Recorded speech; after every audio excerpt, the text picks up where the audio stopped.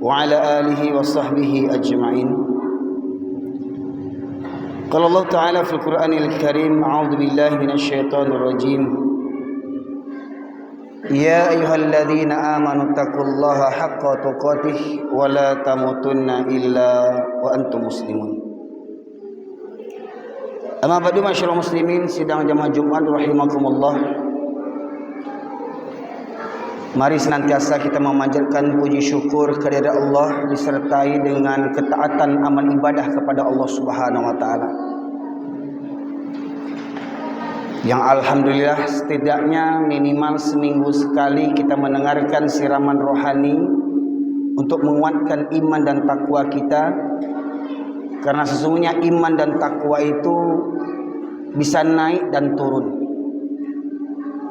Iman itu kadang naik, kadang turun. Atau hati itu ada yang hati yang sehat, ada hati yang sakit, bahkan ada hati yang mati. Maka daripada itu wajib bagi kita setidaknya kaum lelaki menghadiri sholat Jumat yang di dalamnya ada 2 khutbah untuk meningkatkan, mengevaluasi kadar iman dan takwa kita dalam setiap pekannya. Salawat dan salam kita aturkan kepada junjungan kita Nabi besar Muhammad sallallahu alaihi wasallam, yang dengan utusnya beliau menjadi rahmat bagi seluruh sekalian alam. Sidang jamaah Jumat rahimakumullah. Pada kesempatan kali ini tema khutbah Jumat kita adalah perang terhadap Islam. Tidak bisa dipungkiri kita meyakini Islam agama yang terbaik di muka bumi ini. Yang dimana dalam Islam itu ada tingkatan. Setelah seorang memeluk agama Islam, maka seseorang harus meningkatkan Islamnya menjadi seorang mukmin. Di awal mereka menjadi seorang muslim, setelah menjadi muslim mereka harus menjadi orang yang mukmin. Maknanya apa? Orang yang muslim belum tentu beriman. Orang yang beriman sudah pastilah dia Islam. Makanya kalau disebutkan hari ini, hari Jumat ini, kalaulah orang-orang Islam itu beriman, maka sholat Jumatnya akan penuh masjid-masjid. Tidak ada lagi laki-laki yang beragama Islam tetap berada di luar bersantai-santai, berleha-leha. Kalau mereka orang yang beriman, maka niscaya mereka akan menghadiri dimanapun masjid yang terdekat baginya. Maka semoga kita yang hadir pada kesempatan kali ini merupakan orang-orang yang membuktikan iman dan takwanya kepada Allah Subhanahu wa taala, dan semoga rahmat Allah ini senantiasa menyertai kita sampai akhir hayat kita. Kenapa saya sampaikan perang terhadap Islam? Karena kita harus sadari masyaallah muslimin, ketika kita memilih Islam sebagai agama kita, maka konsekuensinya kita harus siap berhadapan dengan musuh yang tidak kita cari. Tetapi musuh itu Allah sediakan untuk kita, untuk menguji di antara kita siapa yang benar imannya dan siapa yang dusta. Masyaallah muslimin dirahmati oleh Allah. Di awal khutbah ini saya sampaikan firman Allah surat An-Nahl. Surat yang ke-16 ayat 36, yang merupakan perkara utama dalam agama Islam atau perkara utama bagi seorang mukmin adalah sebagaimana yang ditegaskan oleh Allah Subhanahu wa taala dalam surat An-Nahl ayat 36. Allah berfirman, a'udzubillahi minasyaitonir rajim, wa laqad ba'atsna fi kulli ummatin rasulan an i'budullaha wajtanibut taghut. Dan sungguh telah kami utus pada setiap umat para nabi yang menyerukan sembahlah Allah dan jauhilah tagut. Jadi dakwah semua nabi sejak zaman Nabi Adam sampai Nabi Muhammad sallallahu alaihi wasallam, satu misi dakwahnya, yaitu mentauhidkan Allah, mengesahkan Allah, hanya menyembah Allah satu-satunya Tuhan dan mengingkari tagut. Maknanya apa? Orang yang tidak beriman kepada Allah, orang yang tidak taat kepada Allah, berarti dia beriman dan taat kepada tagut. Dan tagut itu adalah tandingan Allah Subhanahu wa taala berupa iblis, yang pada hakikatnya iblis itu adalah makhluk yang lemah yang tak punya kuasa kepada manusia. Jadi sebagaimana misi para nabi mengajak semua manusia untuk beriman hanya kepada Allah saja, dan itulah yang harus kita teruskan selaku orang-orang yang beriman untuk menyampaikan kepada generasi penerus kita, terutama kepada anak-anak kita. Wahai anak-anakku, ya, seperti mana Nabi Ayub berpesan kepada anak-anaknya ketika datang tanda-tanda sakaratul maut kepadanya. Apa katanya pesannya kepada anaknya? Ma ta'buduna min ba'di.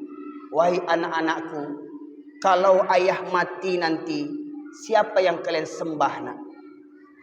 Akankah kalian tetap menyembah Allah Subhanahu wa taala? Hari ini kita masih hidup dan kita saksikan bagaimana anak-anak kita. Sudahkah semua anak-anak kita menjalankan sholat? Sudahkah anak perempuan kita menutup aurat? Sudahkah istri yang kita bimbing, yang kita pimpin menjadi istri yang solehah? Maka kitalah yang bisa menilainya, masyaallah muslimin. Mau anak seperti apa yang kita lahirkan, yang kita didik. Karena anak itu ibarat kain putih. Tinggal kita yang menentukan apa yang kita tulis di kain putih itu. Ya, kalau keburukan yang kita tulis di kain putih itu, maka anak kita pun akan menjadi buruk perangainya. Kalau kita salah mengajar mendidiknya, maka anak-anak kita pun akan menjadi salah di jalan Allah Subhanahu wa taala. Masyaallah muslimin yang dirahmati oleh Allah. Setelah kita memilih Islam sebagai agama kita, maka konsekuensinya seperti mana saya katakan, Allah berfirman dalam surat Al-An'am, surat yang ke-6 ayat 112. A'udzubillahi minasyaitonirrajim. Wa kadzalika ja'alna likulli nabiyyin aduwan syayatinil insi wal jins. Dan demikianlah kami jadikan bagi setiap nabi, kami jadikan untuk setiap nabi musuh-musuh dari kalangan jin dan manusia. Jadi semua para nabi memiliki musuh. Di antaranya kita dengar, kita tahu Nabi Adam awal permusuhannya dengan iblis. Karena apa? Karena kedengkian iblis kepada Nabi Adam alaihissalam. Nabi Musa dengan siapa bermusuhannya? Dengan Fir'aun, ayah angkatnya. Nabi Ibrahim dengan siapa bermusuhannya? Dengan Namrud. Bahkan ayahnya sendiri yang turut serta membakar Nabi Ibrahim alaihissalam. Nabi Isa siapa musuhnya? Ya, raja-raja Nasrani ketika itu. Kemudian Nabi Muhammad SAW siapa musuh utamanya? Pamannya sendiri, Abu Jahal ataupun Abu Lahab. Maka kalau kita ingin memilih Islam sebagai agama kita, raditu billahi rabba wa bil islami dina wa bi Muhammadin nabiyya wa rasula, kita redha Allah sebagai Tuhan kita, Rabb kita, Islam sebagai agama kita, Muhammad sebagai nabi dan Rasulullah, maka konsekuensinya sebagaimana nabi Allah jadikan musuh-musuh untuk mereka, maka kita semua pun pasti akan punya musuh. Jadi jangan mimpi, Pak. Saya kan orang-orang baik, saya nggak cari musuh. Memang kita nggak cari musuh, Allah datangkan musuh untuk kita. Contoh, kita hanya untuk meningkatkan diri kita saja beribadah ke masjid. Macam-macam cerita orang. Lihat tuh, si fulan itu so alim,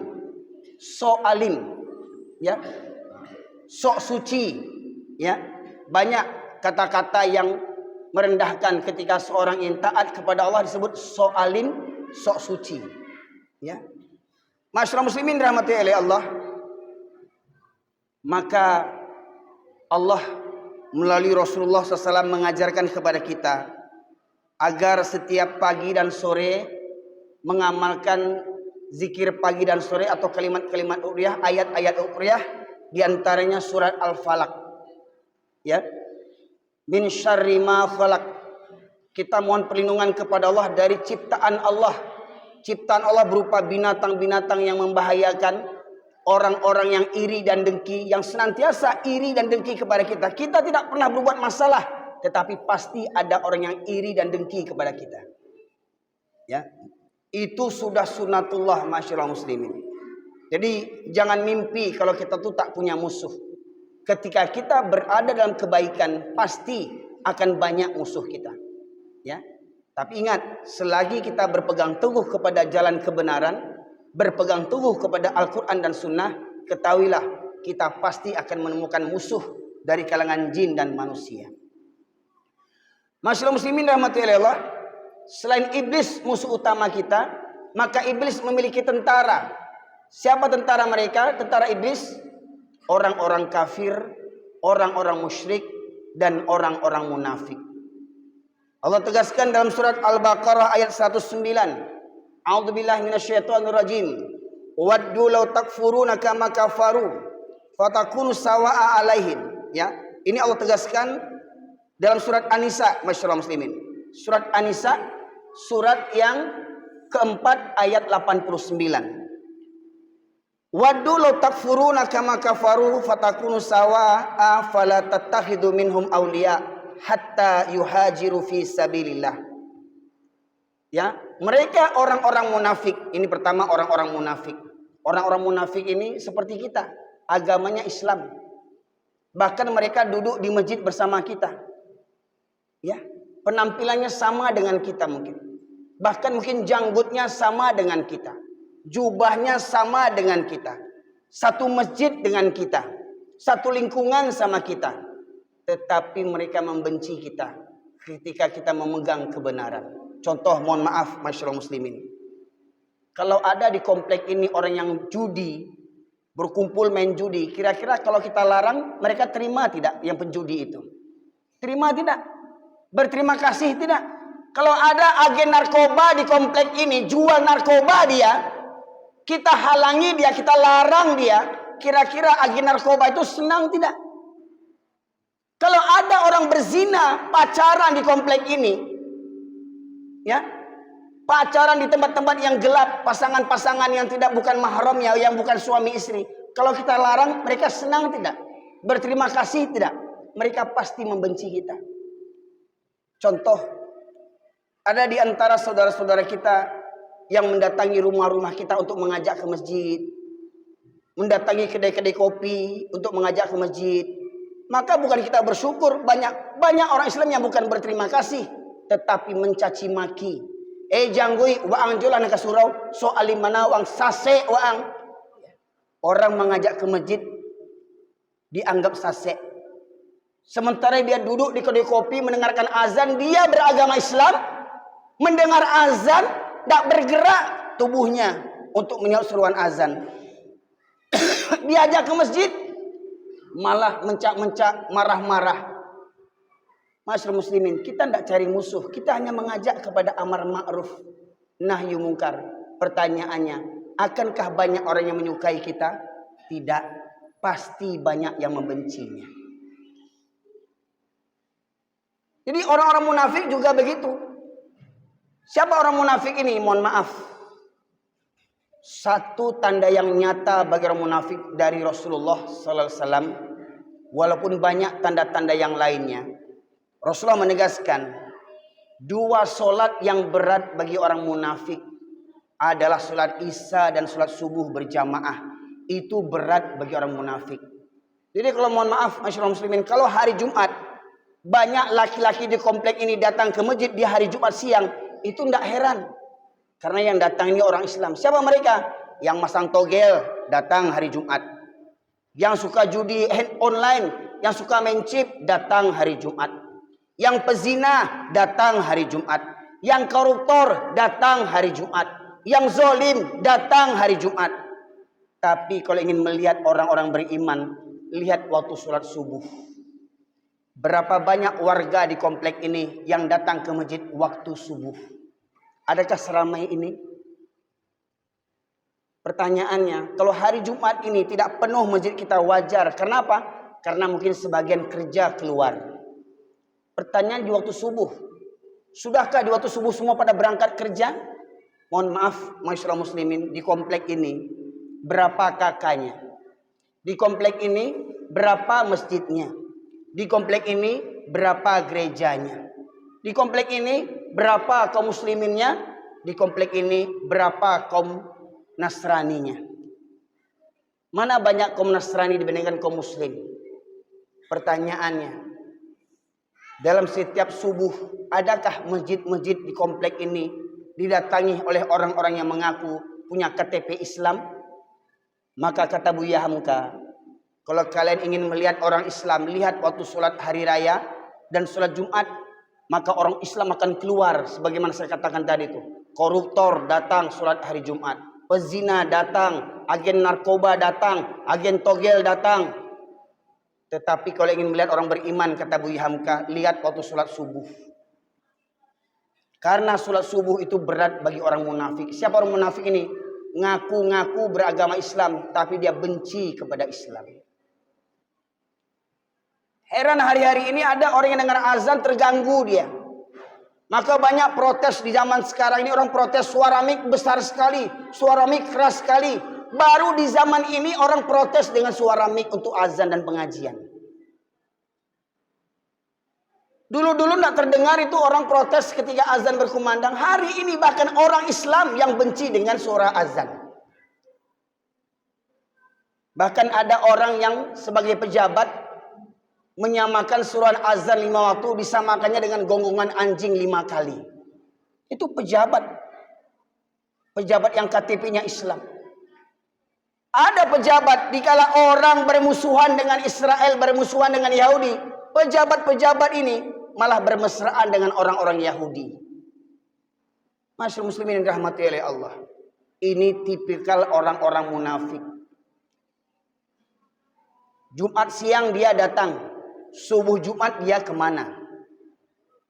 Kalau memang kita beriman kepada Allah, kita punya sumpah, kita punya ikrar, asyhadu alla ilaha illallah wa asyhadu anna Muhammadar Rasulullah. Raditu billahi rabba wa bil islami dina wa bi Muhammadin nabiyya wa rasulah. Inna salati wa nusuki wa mahyaya wa mamati lillahi rabbil alamin. Bagaimana ada orang Islam 7 keturunan? Sampai saat ini ada orang Islam 7 keturunan sholat seminggu sekali. Kalau tidak hari Jumat tidak sholat dia. Kenapa dia sholat? Supaya nggak nampak kali kafirnya. Antanya, apa nggak ada ya sholat di masjid hari Jumat? Supaya nggak nampak kali kafir awak. Cukup seminggu sekali aja lah nampakkan batang hidung hari Jumat. Ada orang Islam yang begitu, masyaallah muslimin. Islam 7 keturunan ke masjid seminggu sekali seperti orang pergi ke gereja. Ada yang begitu sampai hari ini. Maka pertanyaannya, mari tanya diri kita. Benarkah kita ini orang-orang yang beriman? Ataukah orang-orang munafik yang mendengarkan ceramah seperti orang-orang munafik mendengarkan petir hingga mereka menutup telinganya. Ini kajinya ini menyinggung saya ini. Ini kajinya menyuki kada orang aja. Ini kajinya kasar, kajinya nggak ada lemah lembutnya. Karena apa? Karena tersinggung perangainya, masyaallah muslimin. Jadi sebenarnya tidak ada kaji yang keras. Yang keras itu hati manusia itu yang banyak keras, masyaallah muslimin. Coba, bagaimana mungkin ada orang Islam 7 keturunan sudah menjadi suami orang, sudah menjadi ayah orang, sholat seminggu sekali. Bagaimana mungkin orang Islam ke masjid cuma seminggu sekali? Maka benarlah kata tokoh Yahudi yang bernama Goldamir, apa katanya? Kita tidak perlu takut kepada umat Islam selagi masjidnya umat Islam di waktu subuh tidak seramai seperti waktu sholat Jumat. Sholat Jumat nih ramai nih yang hadir. Pertanyaannya, subuh seramai ini enggak? Kenapa orang Yahudi tidak takut kepada umat Islam? Mereka gentar apabila masjid-masjidnya umat Islam di waktu subuh bisa ramai seperti waktu sholat Jumat. Masyaallah muslimin. Kenapa mereka gentarkan? Kenapa mereka menilai umat Islam dari jamaah subuhnya? Seperti mana kata Rasulullah, kalaulah dalam sebuah komplek, sebuah lingkungan, sebuah kampung dan desa yang semuanya mengaku beragama Islam, mayoritas Islam, tetapi masjidnya di waktu subuh lengang, menunjukkan di komplek itu banyak orang munafiknya, KTP-nya Islam, tapi banyak munafiknya. Rumah berdekatan dengan masjid, suara azan berkumandang saut-sautan, tapi hatinya tidak tergerak menuju ke masjid. Maka orang yang begini, kata Allah dalam surat Al-A'raf ayat 179, A'udzubillahi minasyaitonirrajim. Wa laqad dzara'na li jahannama katsiran minal jinni wal ins lahum qulubun la yafqahuna biha wa lahum a'yunun la yubsiruna biha wa lahum adhanun la yasma'una biha ulaika kal an'am bal hum adall ulaika humul ghafilun. Dan sungguh akan kami penuhkan neraka jahanam banyak dari kalangan jin dan manusia. Mereka memiliki hati, tetapi tidak digunakan untuk merenungkan ayat-ayat Allah. Boro-boro hari ini orang merenungkan ayat-ayat Allah. Baca Quran pun tidak. Banyak orang Islam hari ini tak pernah baca Quran kalau tidak ada yang meninggal di rumahnya. Kalau ada yang meninggal di rumahnya baru dia baca Quran. Sehari, 2 hari, 3 hari. Ditamatkan Quran selama 3 hari ketika ada keluarganya meninggal. Sudah selesai 3 hari, adakah mereka baca Quran lagi? Kalau menunggu baca Quran, menunggu ada keluarga yang meninggal, alangkah baiknya setiap hari di rumah itu ada yang meninggal. Supaya apa? Supaya khatam Quran terus sampai mati penghuni rumah itu semuanya, masyaallah muslimin. Ya. Sidang jamaah Jumat rahimakumullah, Allah menegaskan, mereka punya hati tetapi tidak takut meninggalkan sholat. Mereka punya hati tidak takut korupsi. Mereka punya hati tidak takut menzolimi rakyatnya. Mereka punya hati tidak takut berzina. Mereka punya hati tidak takut konsumsi dan menjual narkoba. Bagaimana mungkin ada orang Islam jadi agen narkoba? Bagaimana mungkin ada orang Islam jadi bandar togel, bandar judi? Ini masyaallah muslimin. Ya. Kemudian Allah menegaskan, mereka memiliki mata tetapi tidak digunakan untuk melihat tanda-tanda kebesaran Allah. Gempa bumi, tsunami, longsor, banjir, gunung Merapi, ya, musibah di mana-mana, pembunuhan di mana-mana, merajalelanya kezaliman. Itu tidakkah kita mengambil pelajaran daripada itu semua? Walahum adzanul la yasma'una biha. Mereka punya telinga tetapi tidak digunakan untuk mendengarkan ayat-ayat Allah. Kumandang azan itu ayat Allah. Allahu Akbar, Allah Maha Besar. Hayya 'alas shalah, mari dirikan salat. Hayya 'alal falah, mari meraih keberuntungan. As-salatu khairum minan naum, salat lebih baik daripada tidur. Pertanyaannya, berapa banyak yang betul-betul bangun waktu subuh dibandingkan yang tidur? Kenapa nonton bola sampai pagi sanggup? Kenapa nonton olimpiade sampai pagi sanggup? Kenapa main game sampai pagi sanggup? Main chip sampai pagi sanggup? Nonton sampai pagi sanggup? Tidak tidur-tidur, begadang sampai malam. Tetapi mendengarkan azan, tak bergerak langkah kakinya menuju ke masjid. Rumah dekat dengan masjid. Dengar ceramah khutbah Jumat seminggu sekali, tapi tak ada yang melekat dalam hatinya. Orang yang begini, kata Allah, ulaika kal an'am bal hum adall. Masyaallah muslimin yang dirahmati oleh Allah. Contoh, saya berikan satu contoh. Misalkan ada kuli bangunan, dapat borongan renovasi masjid. Ketika masuk waktu sholat, apa kata mandornya? Hei anak buah, berhenti sholat. Orang berhenti kerja. Orang sholat, kata bosnya, kata mandornya. Hei anak buah, berhenti kerja. Orang sholat. Ketika orang sholat, si tukang-tukang ini tidak sholat. Mereka ngobrol di luar, merokok di luar, makan di luar. Sholat tidak. Apa katanya? Hei, berhenti kerja, orang sholat. Maknanya apa? Maknanya tukang itu bukan orang, binatang. Sudah di masjid kerjanya, agamanya Islam, tak sanggup juga mengerjakan sholat. Bayangkan manusia seperti apa itu. Inilah yang kata Allah, mereka seperti binatang ternak, bahkan lebih sesat daripada binatang. Nah, semoga kiranya ingat, ini firman Allah, bukan kata saya. Surat Al-A'raf ayat 179. Pertanyaannya, kita ingin jadi manusia sejati atau jadi manusia yang bertopengkan manusia tetapi berhati binatang? Maka mari, masyaallah muslimin, mulai hari ini kita hidupkan hati kita. Segera kita menyahut undangan seruan Allah Subhanahu wa taala ketika Allah memanggil kita. Semoga kiranya Allah senantiasa melimpahkan rahmat dan hidayah kepada kita. Fa'tabiru ya ulil albab la'allakum turhamun.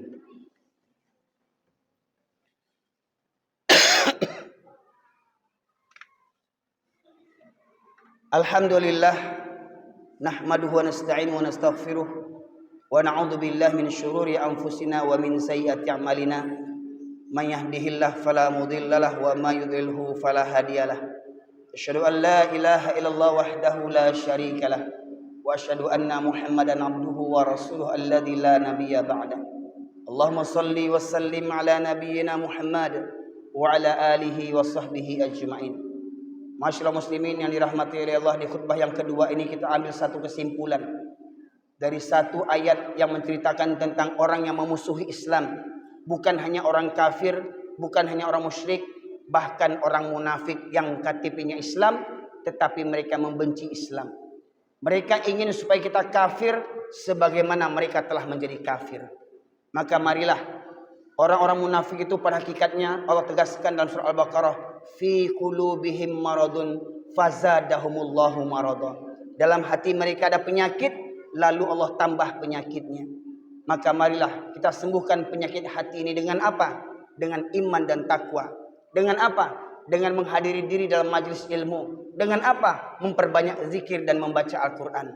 Semoga kiranya semua kita yang hadir pada kesempatan kali ini, juga keluarga-keluarga kita, saudara-saudara kita, orang-orang tua kita, termasuk orang-orang yang dipilih diberikan rahmat oleh Allah menjadi orang yang beriman dan bertakwa. Kiranya semoga khutbah Jumat ini bermanfaat bagi kita semuanya, khususnya bagi saya pribadi, menjadi renungan agar sampai akhir hayat kita senantiasa tunduk patuh kepada Allah Subhanahu wa taala. Innallaha malaikatahu yusholluna 'alan nabi ya ayyuhalladzina amanu shallu wassallimu taslima. Allahumma fil muslimin wal muslimat wal mu'minina wal mu'minat al ahya'i minhum wal amwat innaka qadiyal hajat. Rabbana zalamna anfusana wa illam taghfir lana wa tarhamna lanakunanna minal khasirin. Rabbana la tuzigh qulubana ba'da idh hadaitana wa hab lana min ladunka rahmah innaka antal wahhab. Allahumma arinal haqqo haqqan warzuqna ittiba'ah wa arinal batila batila warzuqna ijtinabah. Rabbana ighfir lana wa liwalidayna warhamhuma kama rabbayana shaghira. Rabbana hab lana min azwajina wa dhurriyyatina qurrata a'yun waj'alna lil muttaqina imama. Rabbana la tu'akhidhna in nasina aw akhtana. Rabbana wa la tahmil 'alaina isran kama hamaltahu 'alal ladzina min qablina. Rabbana wa la tuhammilna ma la taqata lana bih wa'fu 'anna waghfir lana warhamna anta maulana fansurna 'alal qaumil kafirin. Allahumma ansuril muslimin wal mujahidin fi Filistin. Allahumma ansuril muslimin wal mujahidin fi Filistin. Allahumma ansuril muslimin wal mujahidin fi Filistin. Allahumma ansuril muslimin wal mujahidin fi kulli makan fi kulli zaman ya Allah ya arhamar rahimin. Rabbana atina fid dunya hasanah wa fil akhirati hasanah wa qina adzaban nar. Subhana rabbika rabbil izzati amma yasifun. Wassalamun alal mursalin walhamdulillahi rabbil alamin. Muqimus shalah.